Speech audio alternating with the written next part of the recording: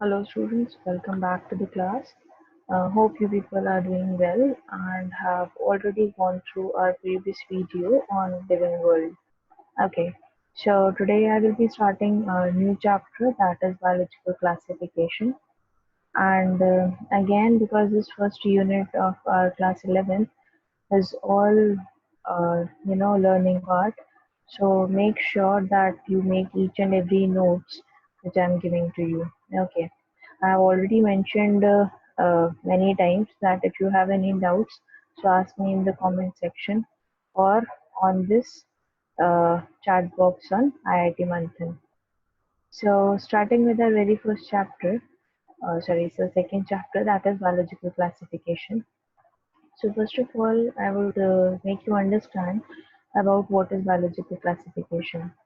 In our previous class, हमने ये चीज़ें पढ़ी थी कि कुछ लिविंग होता है और कुछ नॉन लिविंग होता है, ठीक है। तो उनमें से डिफरेंशिएट करना होता है, ठीक है, कि क्या लिविंग है और क्या नॉन लिविंग है, जिसके बेसिस पे हमने कुछ लाइफ प्रोसेसेस को देखा था कि those are mandatory for any living organism to survive. Okay, यहाँ तक क्लियर है। नेक्स्ट आते हैं बायोलॉजिकल क्लासिफिकेशन में। मैंने आपको पहले ही बताया था, क्योंकि वी हैव ह्यूज डाइवर्सिटी, तो हमें ये जानना ज़रूरी है कि हमारे आसपास क्या चीज़ें सही हैं और क्या चीज़ें गलत हैं, means which are useful and which are harmful. तो ये सारी चीज़ें जानने के लिए हमें बायोलॉजिकल क्लासिफिकेशन को जानना ज़रूरी है। Okay, next coming on to this, और इसी के साथ साथ मैं आपको नोट्स भी देती रहूँगी। सो इस चैप्टर में हम पढ़ेंगे about 3 kingdoms basically, that will be kingdom Monera, Protista and Fungi, और वायरस, वायरॉइड्स और प्रायॉन्स, माइकोप्लाज्म के बारे में भी, ठीक है। So starting with our notes, first of all biological classification जो दिया गया था, ये किसने दिया था? तो यहाँ पे फर्स्ट नेम आता है एरिस्टोटल का, ठीक है। तो यहाँ पे क्या है कि ये बायोलॉजिकल क्लासिफिकेशन जो सबसे पहले आया था वो दिया था इसमें एरिस्टोटल ने।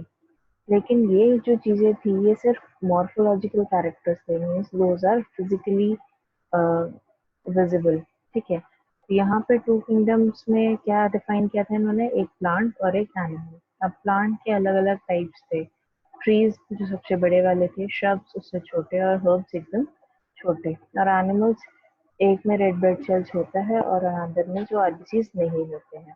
तो these were the physical characteristic जो उनको विजिबल थी, तो जैसे उन्होंने टू किंगडम थ्योरी दी थी, ठीक है, एरिस्टोटल ने। But this was discarded again. So actual two kingdom theory जो स्टार्ट होती है वो होती है यहाँ से, ठीक है। तो this was given by Linnaeus. इन्होंने बोला था प्लांट और एनिमल के लिए, तो इन्होंने दो किंगडम जो बनाए थे, those are plant and animal. अब यहाँ पे इन्होंने स्पेसिफिक क्या किया था, एक चीज है जो चलती नहीं है और एक चीज है जो चल सकती है। तो इस बेसिस पे इन्होंने क्या किया था, प्लांट और एनिमल को दो किंगडम में डिवाइड किया था। नेक्स्ट आते हैं थ्री किंगडम थ्योरी। क्योंकि यहाँ पे कुछ चीजें फिट नहीं बैठ रही थी, कुछ चीजें एनिमल जैसी थी, like they can move, but plant जैसे लुक्स में थी। सो यहाँ पे क्या हुआ, ये चीजें चेंज हो गई। सो अगर इन दोनों में नहीं बैठा तो तीसरा किंगडम बनाया गया, and this three kingdom was given by Ernst and Haeckel. इन्होंने क्या किया कि यहाँ पे एक नया किंगडम बनाया, दैट वाज प्रोटिस्ट। नेक्स्ट आते हैं कि फोर किंगडम थ्योरी। तो four kingdom theory was given bye Copeland. अब यहाँ पे हम प्रोटिस्ट तक पढ़ चुके हैं, तो प्लांट एनिमल प्रोटिस्ट ये पहले से था। लेकिन कुछ बैक्टीरिया जो कि प्रोकैरियोट्स थे, दे वर लाइक कि वो कहीं पे भी फॉल नहीं कर रहे थे इन तीनों किंगडम में, तो उनका एक नया किंगडम बनाया गया। तो दिस वाज प्रोकैरियोट्स। प्रोटिस्टा क्या थे, यूकैरियोट्स। प्लांट्स और एनिमल यूकैरियोट्स होते ही हैं। Okay, now coming on to the last thing जो वाइडली एक्सेप्टेबल है, that was five kingdom theory.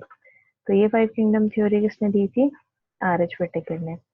इसमें सेम चीजें, मोनेरा, प्रोटिस्टा, प्लांट और एनिमल सेम है, बट यहाँ पे क्या हुआ, फंजाई चेंज हो गया, ठीक है। क्योंकि फंजाई किसी में भी फॉल नहीं कर रहा था, इनकी अलग कैरेक्टरिस्टिक थी। तो यहाँ क्या हुआ, ये फंजाई फॉर दिस पर्पस इसका अलग किंगडम बनाया गया।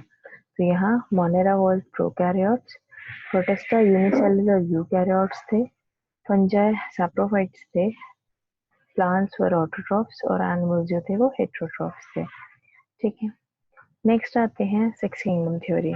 दो हमें सिर्फ फाइव किंगडम थ्योरी तक ही पढ़ना है, but in another cases six kingdom theory अगर आपको पता होना चाहिए। ठीक है, तो ये दी थी वूल्स में।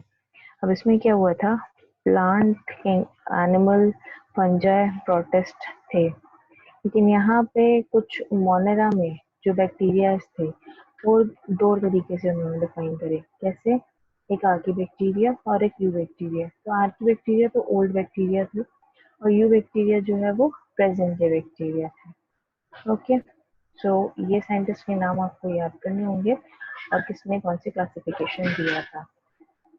आपके लिए जो जरूरी है that is five kingdom theory, किसने दी थी और क्यों दी थी। अब आते हैं बेसिस ऑफ क्लासिफिकेशन पे। Just a minute hold on.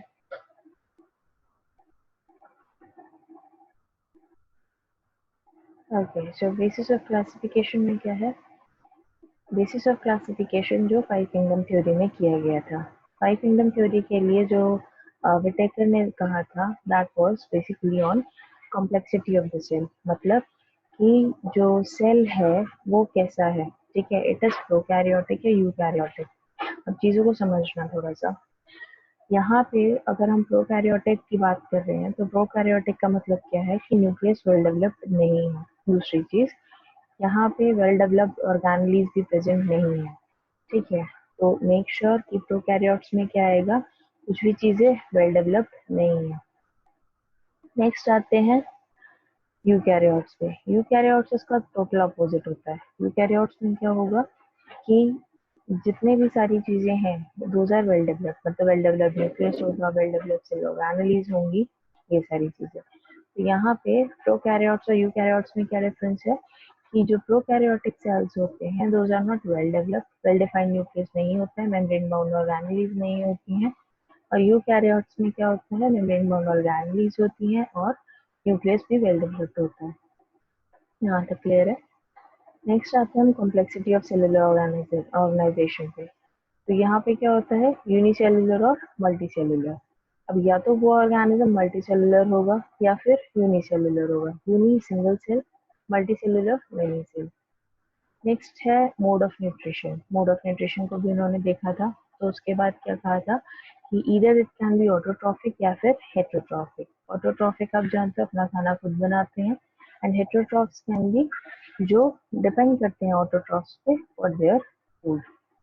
Next आते हैं मोड ऑफ रिप्रोडक्शन। तो मोड ऑफ रिप्रोडक्शन में क्या होगा, whether it is asexually reproducing या फिर सेक्सुअली। ठीक है, नेक्स्ट आते हैं phylogeny.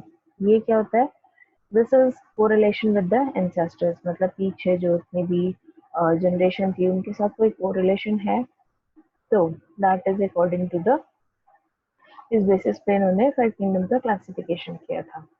Hopefully it is clear till this. तो यहाँ पे आर एच विटेकर ने क्या किया था, ये जो क्लासिफिकेशन था ये हुआ था। अब आते हैं फर्स्ट किंगडम पे, that is kingdom Monera.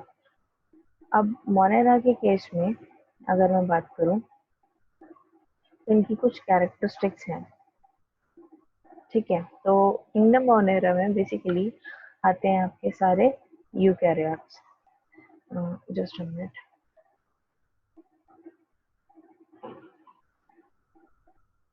Okay, तो मोनेरा के केसेस में क्या आते हैं आपके सारे ऑल बैक्टीरियाज। ठीक, अब इनकी कैरेक्टरिस्टिक क्या है, बेसिकली अभी हमने बात करी थी कि वहाँ पे क्या था, प्रोकैरियोटिक थे ये, यानी वेल डिफाइंड न्यूक्लियस नहीं है और ओल्डेस्ट लाइफ फॉर्म थे।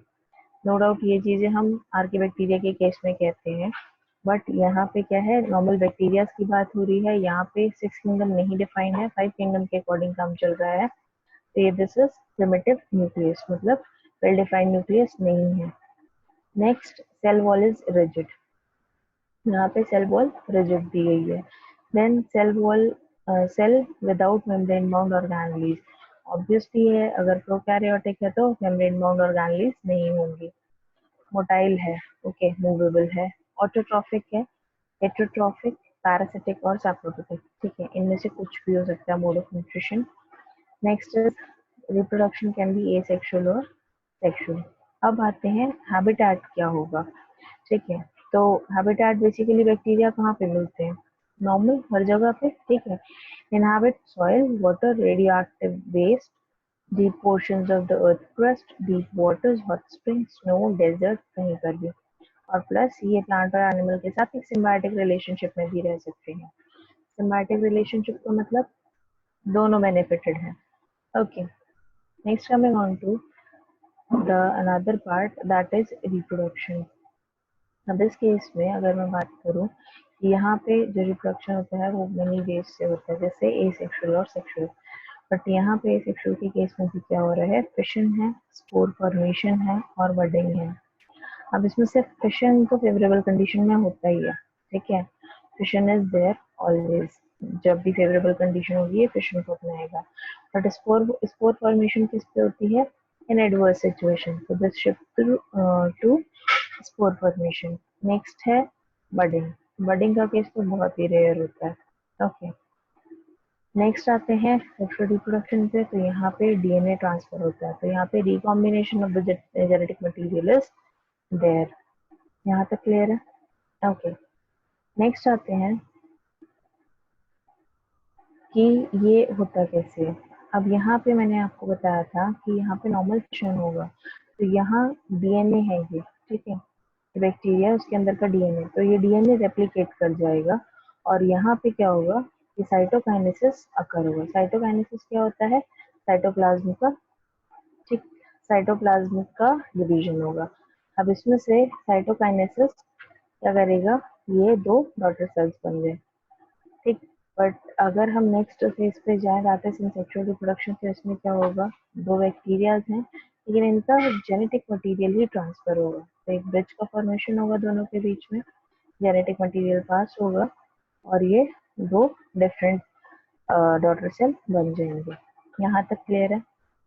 Okay, next is bacteria. अभी हमने टाइप पढ़े थे पीछे जो कि अलग अलग किंगडम में ही डिफाइंड थे, तो दैट इज यहाँ बैक्टीरिया। इसमें अगर बात करूँ मैं, यू बैक्टीरिया और आर्की बैक्टीरिया आते हैं। Eubacteria again are the true bacteria और ओके, एंड जो आर्की बैक्टीरिया हैं वो एंशिएंट टाइप ऑफ बैक्टीरिया हैं present in the harsh conditions like marshy swampy lands या फिर स्लाइम एरियाज। ओके, अब आते हैं टाइप ऑफ बैक्टीरिया क्या होते हैं, ठीक है। अगर मैं बात करूं अकॉर्डिंग टू देयर शेप्स, तो यहाँ पे स्फेरिकल शेप जो होते हैं उनको बोलते हैं हम कॉकस, ब्रॉड शेप को बोलते हैं बैसिलस, कोमा शेप को बोलते हैं विब्रायो और स्पाइरल शेप को बोलते हैं स्पाइरलियम। इनकी मैं आपको स्क्रीन शेयर कर देती हूँ, showing you some other pictures as well, ताकि थोड़ा सा ज़्यादा क्लियर हो सके। Okay, so here is the pic, यहाँ पे देखो, this is coccus vibrio bacillus, ठीक है, स्पाइरल शेप, ये स्पायरोपीट। अब ये क्या है, टाइप्स ऑफ शेप के अकॉर्डिंग टाइप्स ऑफ बैक्टीरिया हैं, ठीक है। स्टेप्टोकोकस और ये सारी चीजें जो नाम आप पढ़ते हो, these are into their shapes, किस तरीके से है उस हिसाब से उनके नाम रखे गए हैं। Okay, next coming on to this again on our notes section. So अब depending upon the presence of flagella, अब अगर मैं बात करूं कि ये फ्लैजेला का क्या रोल होता है, बेसिकली सीलिया और फ्लैजेला आपने पहले भी पढ़ा है 9th-10th में, ये मूवमेंट के लिए हेल्प करते हैं। तो कोई भी बैक्टीरिया में अगर फ्लैजेला प्रेजेंट है और एब्सेंट है, डिपेंडिंग अपॉन दैट उसकी नेमिंग होती है अगेन, जैसे अभी हमने शेप पे पढ़ा था। तो यहाँ पे अगर फ्लैजेला प्रेजेंट है तो उसको बोलते हैं ट्राइकस, और अगर फ्लैजेला एब्सेंट है तो उसको बोलते हैं एट्राइकस। ओके, अब यहाँ पे स्ट्रक्चर ऑफ फ्लैजेला क्या होता है, सिंगुलर चीज को बोलते हैं फ्लैजेलम, ठीक। अब फ्लैजेला में क्या होते हैं, तीन चीजें अवेलेबल होती हैं, कौन कौन सी, एक बेसल बॉडी, एक हुक और एक फिलामेंट, ठीक है। अब बेसल बॉडी जो होती है वो मेम्ब्रेन के अंदर होती है और इसमें रिंग्स होती हैं, ठीक है। I will show you the diagram अभी। अब अगर मैं ग्राम नेगेटिव बैक्टीरिया की बात करूं तो यहाँ पे 4 रिंग्स प्रेजेंट होती हैं, और अगर ग्राम पॉजिटिव बैक्टीरिया की बात करूं तो इसमें टू रिंग्स प्रेजेंट होती है इसकी बेसल बॉडी में, जो कि एम्बेडेड है किसमें, मेम्ब्रेन में। अब what about gram positive and gram negative, ये हम अभी पढ़ेंगे, ठीक है। तो यहाँ पे ग्राम नेगेटिव में 4 रिंग्स प्रेजेंट है, ग्राम पॉजिटिव में 2 रिंग्स प्रेजेंट है। So let me show you the diagram ताकि थोड़ा सा और क्लियर हो जाए। Just minute, this is flagellum, ठीक है। ये अब यहाँ पे तुम देख रहे हो, यहाँ पे ये एम्बेडेड है किसके अंदर, मेम्ब्रेन में। थोड़ा सा और अच्छा सेक्शन दिखाते हो, दिस, ठीक। तो यहाँ पे क्या हुआ, ये मेम्ब्रेन में बेसल पार्ट है पूरा, ठीक है। उसके बाद ये हुक वाला पार्ट है उसके आगे, और उसके बाद जो देखते हो आप, ये फ्लैजुलम है। तो दिस इज फ्लैजुलम। यहाँ वाला पार्ट को थोड़ा सा बड़ा करके दिखाया, मैग्नीफाई करके दिखाया। ओके, यहाँ तक क्लियर है। Okay, now coming on to the next part. ये डायग्राम्स थोड़ा समझने के लिए इजी होते हैं, ओके, तो इस पे ध्यान देना। नेक्स्ट आते हैं नेक्स्ट पार्ट पे। Again and again I am telling you, ये सारा आपका सिर्फ और सिर्फ रट्टाफिकेशन होगा, ठीक है। रट्टाफिकेशन in sense you need to learn this all. और ऐसा नहीं कुछ समझने का नहीं है, समझने का भी है, बट क्या है कि आपको मेजरली ध्यान देना होगा कि कुछ इम्पोर्टेंट पॉइंट्स हैं that you need to learn, ठीक है। समझने का उतना पार्ट नहीं है। तो फर्स्ट यूनिट जो है हमारी, उसमें सारा चीज़ें लर्निंग का पार्ट है। तो इट्स बेटर कि अभी से ही आप अपने नोट्स बना के याद करना शुरू कर दो। Okay okay, next coming on to,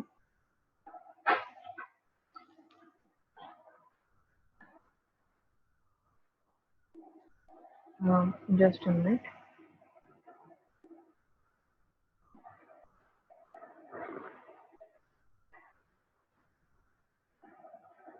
okay, so now next coming on to this. यहाँ पे हमने स्ट्रक्चर पढ़ा, ठीक है, 4 रिंग्स और 2 rings in this case, gram positive और ग्राम नेगेटिव। अब यहाँ पे देखो, यहाँ क्या है, एक स्ट्रामा किए मैंने कुछ पॉइंट्स, उस चीज को ध्यान में रखना।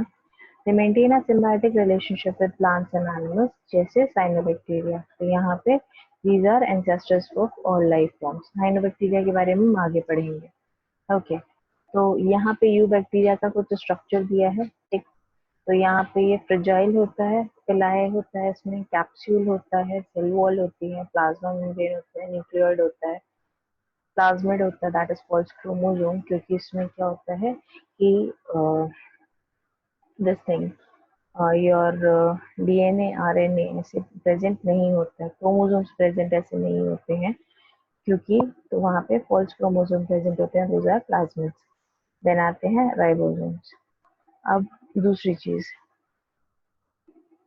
बेसिकली इनका हैबिटेट क्या होता है, अगर मैं यू बैक्टीरिया की बात करूँ, तो यहाँ पे it can be found almost everywhere including human bodies. Many occupy moist habitat.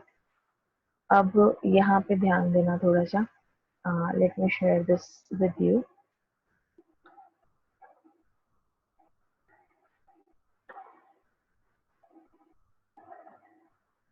This is your diagram for this bacteria, okay. तो यहाँ पे क्या है, ये कैप्सूल है, आउटर लेयर है, ये पिलाई है, ये भी अगेन मूवमेंट में हेल्प करती है, जैसे फ्लैजेलम हेल्प करता है, ठीक है। डीएनए है, प्लाज्मिड है, that is called chromosome.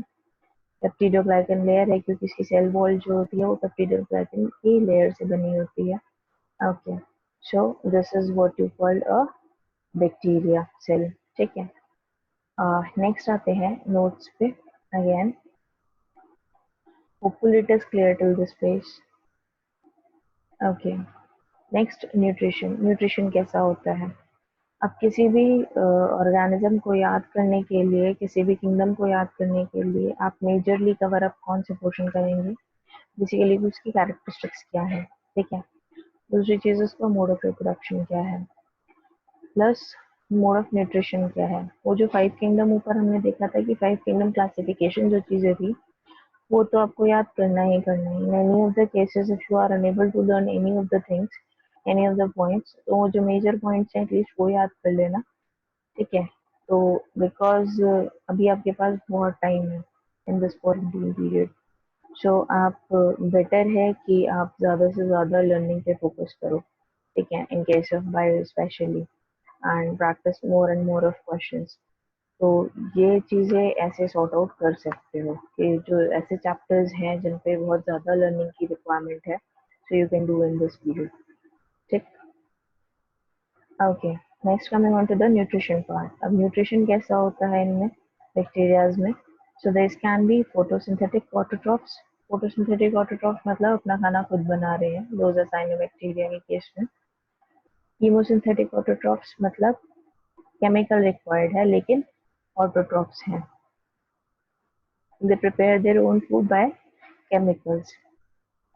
Then आते हैं अब ये दूसरी चीज, कीमोसिंथेटिक ऑटोट्रॉफ्स जो होते हैं ये हेल्प करते हैं रिसाइकलिंग ऑफ द न्यूट्रिएंट्स, जैसे सल्फर और नाइट्रोजन, जो नाइट्रोजन साइकिल सल्फर साइकिल होती है वो। तो जो भी चीजें सॉइल में या फिर उसमें चाहिए एनवायरनमेंट में, वो इससे रिसाइकल कर लेते हैं न्यूट्रिएंट्स को। नेक्स्ट आते हैं हेटरोट्रॉफ्स। हेटरोट्रॉफ्स में दो चीजें हो सकती हैं, दोज कैन बी सैप्रोफाइट्स और डीकम्पोजर्स, ठीक है। तो यहाँ पे सैप्रोफाइट्स भी हो सकते हैं और डीकम्पोजर्स भी हो सकते हैं।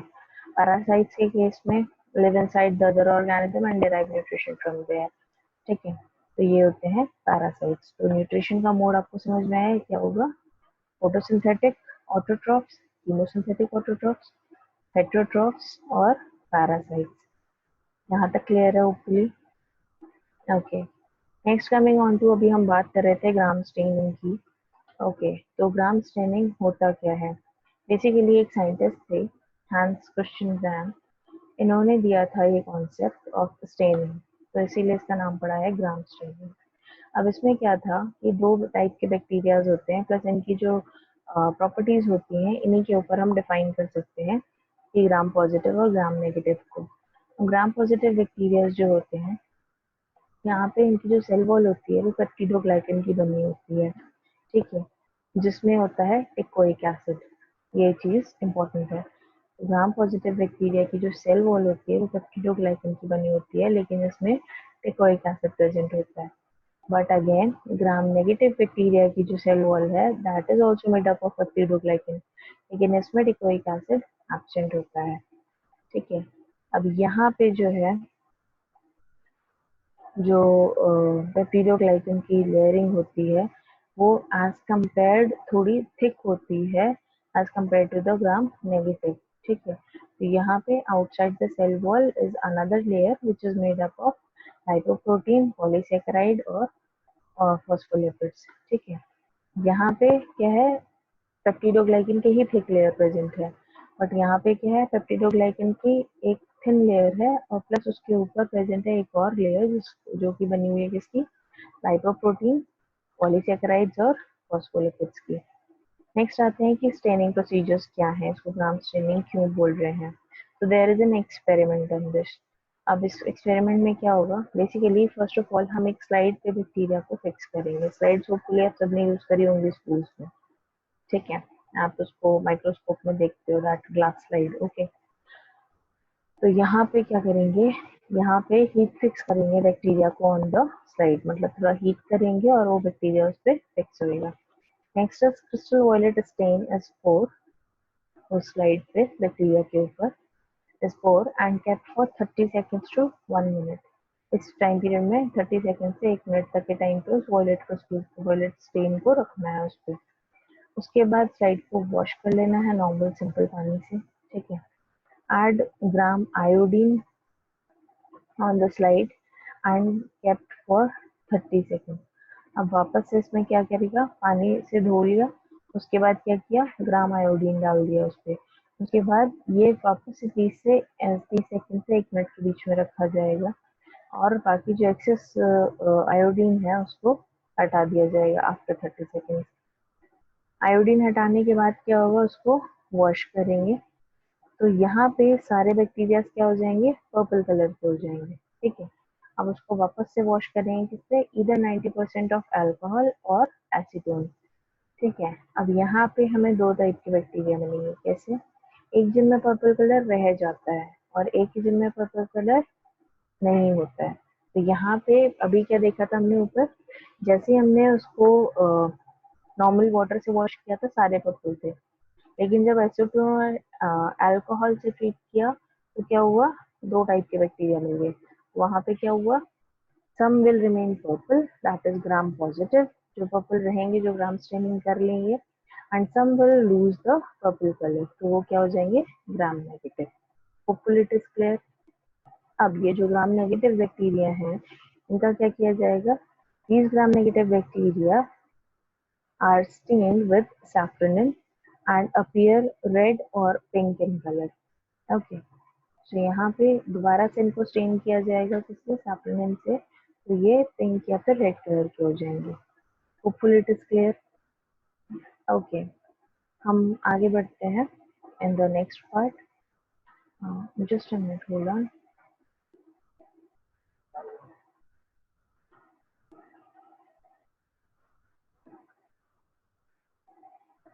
Okay, now coming on to the next part is about respiration in bacteria.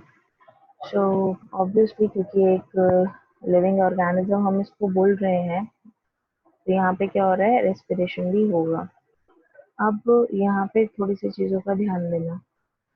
Respiration हमने पहले ही पढ़ा हुआ है, ठीक है, in your previous class 9th या 10th में। ठीक है, रेस्पिरेशन में क्या होती हैं, दो चीज़ें होती हैं, एक तो होगा ऑक्सीजन की प्रेजेंस में और एक होगा ऑक्सीजन की एब्सेंस में। तो यहाँ पे दो टाइप के रेस्पिरेशन हम एक्सप्लेन करेंगे, that is aerobic, oxygen is present, and anaerobic, जहाँ पे ऑक्सीजन इज एब्सेंट।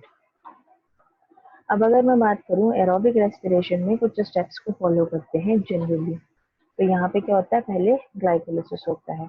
अगर किसी यूकैरियोट की बात करूँ, सिर्फ यूकैरियोटिक सेल को ध्यान में रखते हुए, तो ये चीजें कुछ ऐसे होती हैं। Let me explain. ग्लाइकोलिसिस में बेसिकली ग्लाइकोलिसिस क्या होता है, एक ग्लूकोज का ब्रेकडाउन होता है इनटू 2 पायरुवेट एसिड। ओके, सो यहाँ पे ग्लाइकोलिसिस किसमें होगा, साइटोप्लाज्म में होगा। ठीक, क्रेब्स साइकिल किसमें होगा, मैट्रिक्स ऑफ माइटोकॉन्ड्रिया। माइटोकॉन्ड्रिया के अंदर जो मैट्रिक्स होता है उसमें क्रेब्स साइकिल होगा।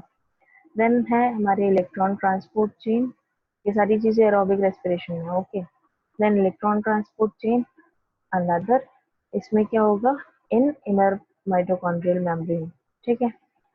अब ऑक्सीडेटिव फॉस्फोराइलेशन, ये भी क्या होगा, मेम्ब्रेन में होगा। अब अगर मैं बात करूं कि ये चीजें बैक्टीरिया में कैसे होंगी, क्योंकि बैक्टीरिया तो यूकैरियोट है नहीं, दैट इज प्रोकैरियोट, तो वहाँ पे सारी चीजें ऐसी ओपन अप होती हैं, ना ही वहाँ पे वेल डेवलप्ड न्यूक्लियस है और ना ही वहाँ पे मेम्ब्रेन ऑर्गेनेली है। तो यहाँ पे नॉर्मल सारी चीजें तो जो भी इसमें हो रही होंगी, जो भी मैट्रिक्स में होंगी या फिर साइटोप्लाज्म में होंगी, वो क्या होगी, मेम्ब्रेन इसमें प्लाज्मा मेम्ब्रेन में होगी। ठीक है। अब देखो यहाँ पे पढ़ो, in prokaryotes steps are same but locations are different, generally cytoplasm और प्लाज्मा मेम्ब्रेन। तो जहाँ पे भी मेम्ब्रेन का यूज हुआ है वहां पे क्या होगा, प्लाज्मा मेम्ब्रेन यूज होगी। ठीक है। और जहाँ साइटोप्लाज्म है वहां तो नॉर्मल साइटोप्लाज्म में होगा ही वो प्रोसेस, मैट्रिक्स है या फिर साइटोप्लाज्म है, नॉर्मल साइटोप्लाज्म में होगा वो प्रोसेस। ओके, अब यहाँ पे basically the infolds of the plasma membrane known as mesosomes are involve. यहाँ पे जो प्लाज्मा मेम्ब्रेन की जो मेसोसोम्स हैं वो इन्वॉल्व होते हैं। तो mesosomes are also known as mitochondria for the prokaryotes. Okay, next आते हैं हम एनारोबिक रेस्पिरेशन पे। तो यहाँ पे ऑक्सीजन एब्सेंट होती है। ठीक है। तो फर्स्ट ऑफ ऑल क्या होता है इसमें, फर्मेंटेशन, ये तीन प्रोसेसेस होते हैं इसमें। यहाँ पे क्या थे, glycolysis, Krebs cycle, electron transport chain, oxidative phosphorylation. ठीक है। अब यहाँ पे क्या है, यहाँ पे तीन प्रोसेस है, कौन कौन से हैं, फर्मेंटेशन, विट्रीफैक्शन और डीके। फर्मेंटेशन के केस में क्या होगा, ब्रेकडाउन होगा कार्बोहाइड्रेट का, किसमें, CO2, इथेनॉल और एनर्जी में। ठीक है। तो यहाँ पे नेक्स्ट इज, यहाँ पे कार्बोहाइड्रेट का ब्रेकडाउन हो गया, तो इसमें क्या हुआ, फर्मेंटेशन, यहाँ पे क्या बना रहा है, ये इथेनॉल बना रहा है with CO2 and energy.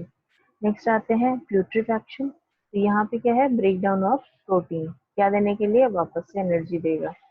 Next is decay. तो डीके में क्या होगा, break down of organic matter to give energy. ठीक है, तो कोई भी ऑर्गेनिक मैटर हो सकता है यहाँ पे टू गिव एनर्जी। तो कुल मिला के एरोबिक में ब्रेक डाउन क्या होगा कि किसी भी चीज का break down to give energy. Fermentation के केस में कार्बोहाइड्रेट, ब्यूट्रीफैक्शन के केस में प्रोटीन, और डीके के केस में कोई भी ऑर्गेनिक।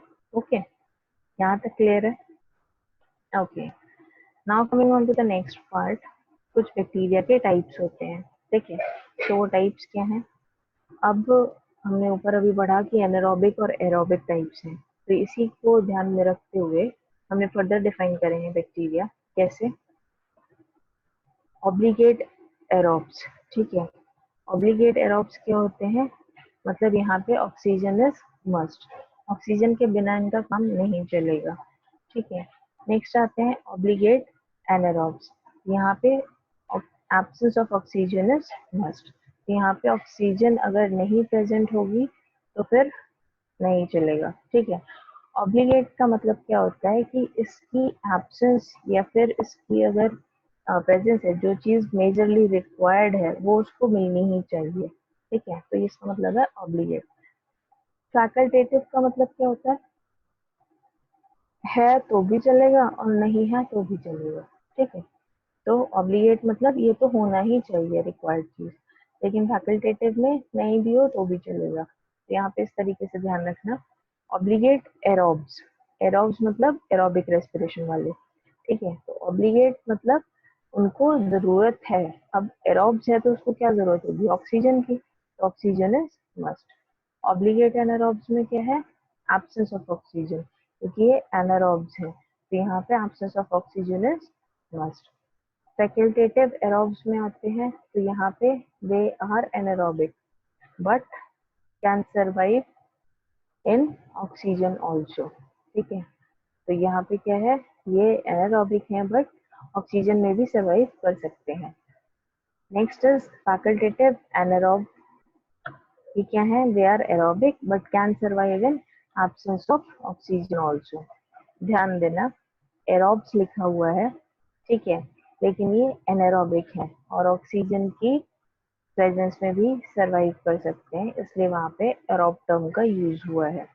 ठीक है, फैकल्टेटिव है लेकिन ये फैकल्टेटिव एरोब्स जो कि एनारोबिक है लेकिन ऑक्सीजन की प्रेजेंस में भी सरवाइव कर सकते हैं।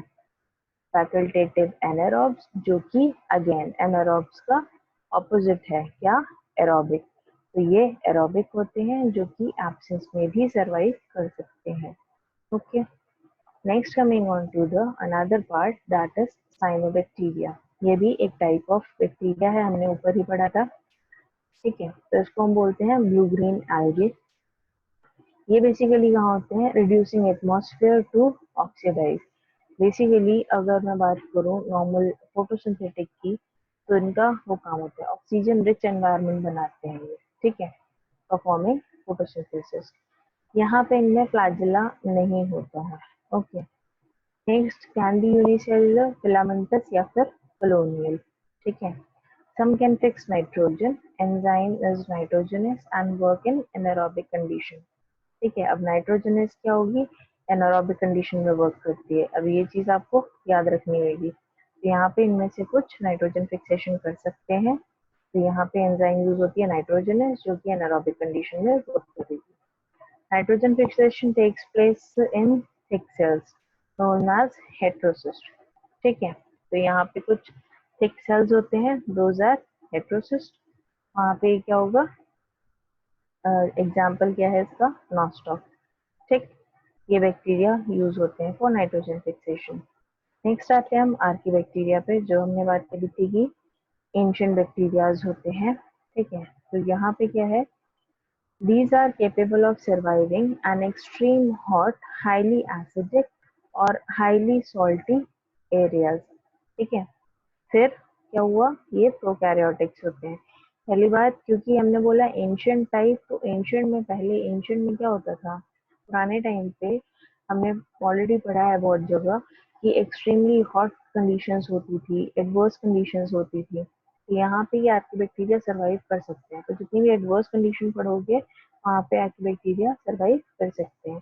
तो capable of surviving in extreme hot, highly acidic और हाईली सॉल्टी एरियाज।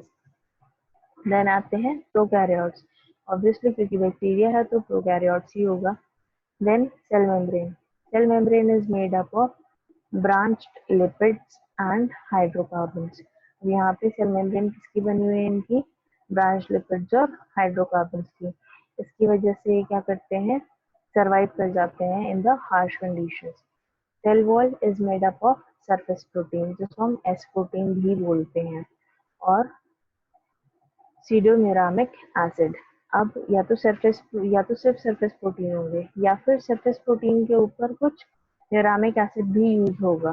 ठीक है, तो यहाँ पे क्या होगा, जो लाइसोजाइम्स होती हैं ये इन पे अफेक्ट नहीं करते हैं, इसलिए ये हार्श सिचुएशंस में एडजस्ट कर सकते हैं। ओके, नेक्स्ट आते हैं रिप्रोडक्शन कैसे होता है आर्किबैक्टीरिया में। That is normal binary fission, ये आप सब जानते हो।